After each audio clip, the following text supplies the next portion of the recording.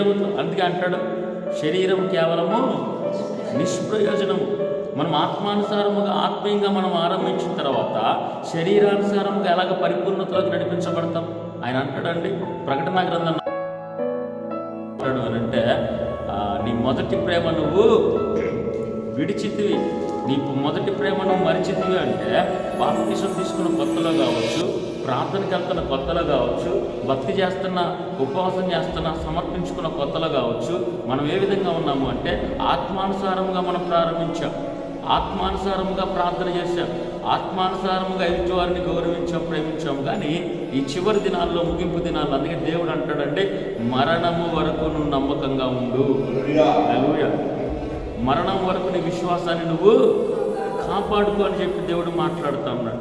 2 Timothy పత్రికలో ఆయన చిత్రి నా పరుగు కడముట్టి చిత్రి నా విశ్వాసమును కాపాడుకున్నా అని చెప్పి పౌలు గారు చెప్తున్నారు. మనము కూడా మరణించే లోపు, చెప్పండి ఏ లోపు అంట, మరణించే లోపు, దేవుడు రాకడ సమయం లోపు, మన పరలోక రాజ్యం చేరే లోపు ఏం కాపాడుకోవాలి? మన విశ్వాసాన్ని కాపాడుకోవాలి. ఎలా కాపాడుకోవాలి? శరీరానుసారముగా మన విశ్వాసాన్ని కాపాడుకోవడం కాదు, కానీ ఆత్మానుసారముగా మన విశ్వాసాన్ని మనం కాపాడుకోవాలి. స్తోత్రం కలుగునుగా.